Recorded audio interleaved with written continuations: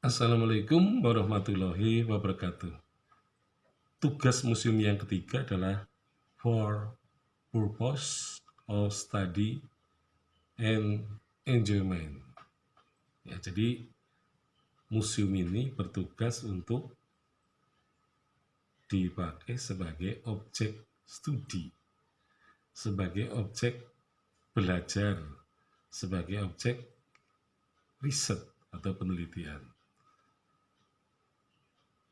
Dalam arti bukan penelitian yang serius ya, tapi untuk sekedar mengetahui ya. Jadi museum itu seringkali memang dijadikan oleh masyarakat sebagai objek untuk menambah pengetahuan ya, ya tentang apa saja gitu ya. Jadi pengetahuan itu seringkali memang tersimpan di dalam museum. Nah, sehingga ketika orang itu merasa penasaran, sebenarnya museum wayang itu ada apa di sana. Ketika orang melihat ada museum BRI, ya, orang akan datang kemudian melihat apa sebenarnya yang ada di museum BRI itu. Ya. Nah, jadi sebenarnya tujuan manusia datang ke museum memang karena rasa penasaran, ingin mengetahui segala sesuatu yang selama ini ia tidak bisa menjawab masalah itu, dan juga tidak ada orang yang bisa memberikan pengetahuan yang seluas-luasnya terhadap suatu objek tertentu.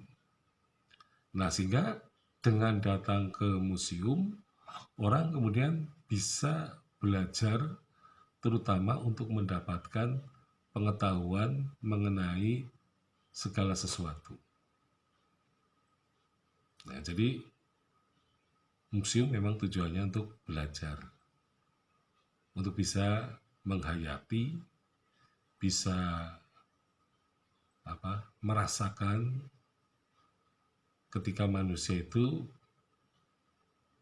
berusaha untuk menghasilkan benda-benda tertentu, bangunan-bangunan tertentu, atau juga hasil-hasil yang lain, seperti makanan misalnya, kemudian juga senjata, alat-alat rumah tangga, ya.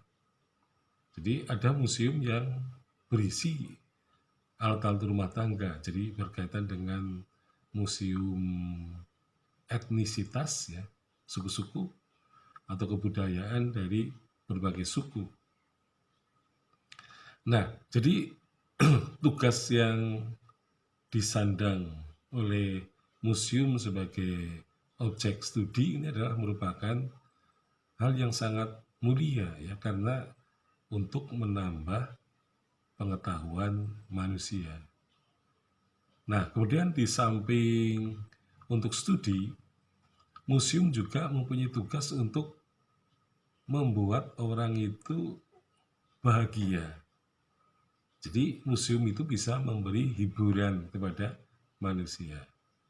Jadi manusia yang datang ke museum mendapatkan pengetahuan yang baru tentang sesuatu, tetapi ketika dia mendapatkan hiburan itu, dia juga merasa happy, merasa senang, merasa suka, dan juga merasa surprise.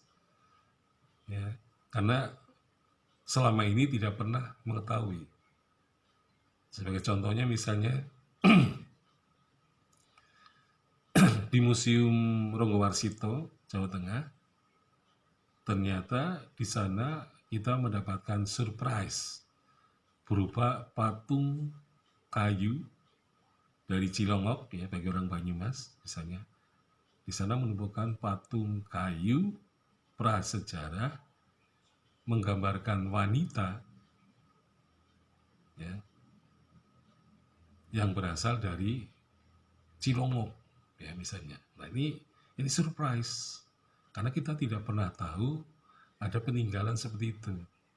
Nah, kita baru tahu mendapatkan pengetahuan itu ketika datang ke Museum Provinsi Jawa Tengah, yaitu Museum Ronggowarsito. Nah, begitu pula kalau kita pergi ke Perpustakaan Nasional, ya Museum Nasional, Gedung Gajah gitu ya. Maka kita pun akan sebagai orang Banyumas akan surprise juga. Karena apa? Karena di sana ditemukan sebuah mahkota yang sebenarnya mahkota yang sangat sederhana. Yaitu mahkota yang terbuat dari emas, perak, dan juga ada batu-batu permata. Jadi batu permata yang di depan, yang berada di dahi, itu adalah batu permata yang terbesar. Nanti yang di sampingnya, kanan kiri, itu lebih kecil, kemudian yang ke belakang juga lebih kecil, dan nanti sampai ke balik kepala juga kecil.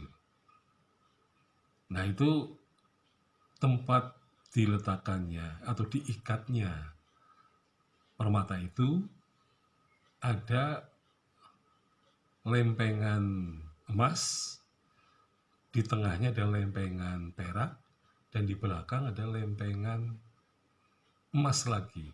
Ya, jadi ada lempengan yang dalam bentuk seperti daun-daunan, tetapi lempengan yang paling depan sendiri adalah berupa seperti bunga gitu ya.